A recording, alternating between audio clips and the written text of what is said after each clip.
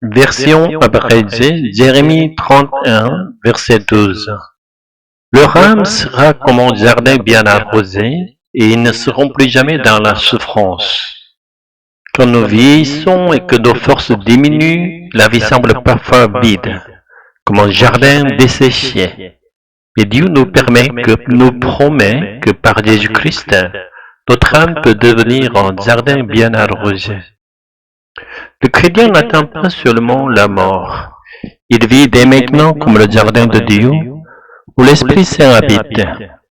Par la parole, nous recevons chaque jour l'amour du Père et la grâce du Christ qui nous font porter des fruits saints. Ainsi, même si le corps extérieur se fatigue, l'homme intérieur est renouvelé par la vie de l'Esprit. Notre destinée n'est pas la mort, mais la vie éternelle promise par Jésus. Être chrétien, c'est désirer cette vie éternelle et l'annoncer autour de nous, qu'à connaître le Dieu trinitaire, c'est la vie éternelle. Alléluia, Amen. Méditation sur Jérémie 31, verset 12. Ils viendront et chanteront sur les hauteurs de Sion, ils accourront vers les biens de l'Éternel, vers le blé, le vin nouveau, l'huile, vers les troupeaux de brebis et de bœufs. Leur âme sera comme un jardin bien arrosé, ils ne seront plus jamais dans la souffrance. Quand l'âge avance, que nous devenons vieux sans avoir accumulé de richesses, nous ressemblons à un jardin en friche. Comme si la jeunesse ne devait jamais revenir, nous n'avons plus d'espérance dans la gloire de ce monde. L'heure de la mort qui nous attend s'approche chaque jour davantage.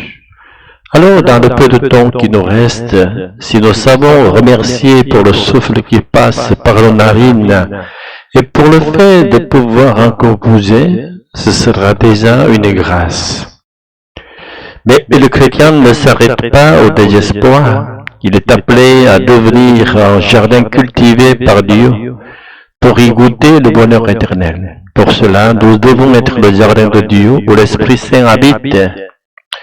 En méditant la parole et dans la grâce de l'Esprit qui demeure, nous recevons l'amour infini du Père et la grâce du sang du Christ comme une rosière céleste. Ainsi, notre âme avance chaque jour pour porter des fruits saints pour le Seigneur. Alors l'amour n'est plus notre terminus, mais seulement une gare de passage.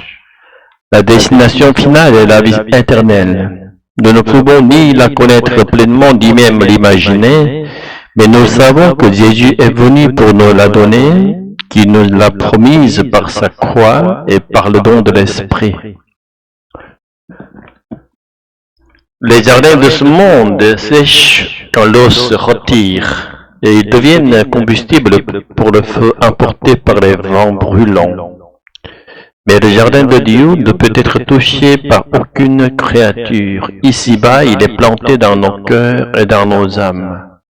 Et si notre âme demeure jusqu'au bout comme le jardin de Dieu, alors comme Jésus est ressuscité, nous recevrons après la mort un corps nouveau, incorruptible, jardin éternel de Dieu. C'est là l'enseignement de l'Écriture. Mais la Bible nous avertit aussi, n'investissez pas vos jours à imaginer comment sera ce corps ressuscité. Vivez dès maintenant comme le jardin de Dieu. Cela est possible parce que l'Esprit Saint est déjà présent ici, au nom de Jésus. Quand nous entrons en lui et devenons un avec lui, nous sommes déjà le jardin de Dieu. Même si l'homme extérieur se détruit, l'homme intérieur se renouvelle chaque jour par la source céleste que donne l'Esprit, devenant un vase qui contient la vie éternelle. Comme Moïse, dont l'œil ne s'était pas affaibli à 120 ans, nous vivrons jusqu'au jour où Dieu nous appellera en tant qu'homme intérieur plein de vie. 2 Corinthiens chapitre 4 verset 16. C'est pourquoi nous ne perdons pas courage. Et même si notre homme extérieur se détruit, toutefois notre homme intérieur se renouvelle de jour en jour. Deutéronome 34 verset 7. Moïse était âgé de 120 ans quand il mourut, sa vue n'était point affaiblie, et sa vigueur n'était point passée. Ainsi, n'attachons pas notre cœur à ce qui finit par périr, mais cherchons avant tout la vie éternelle. Et de plus, vivons pour annoncer cette vie autour de nous, en révélant que connaître le Dieu Trinitaire, c'est la vie éternelle, selon la parole de Jésus. Devenons de ce fait des hommes et des femmes bienheureux qui, en répandant cette bonne nouvelle, apportent de la joie à Dieu. Alléluia. Amen. Seigneur notre Dieu, merci de transformer nos vies fragiles en jardin bien arrosé par ton esprit. Même si notre corps vieillit, renouvelle chaque jour l'homme intérieur par ta grâce.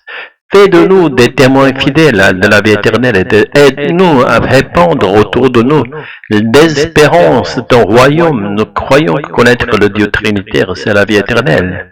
À toi soit la gloire et la louange, maintenant et toujours. Alléluia. Amen.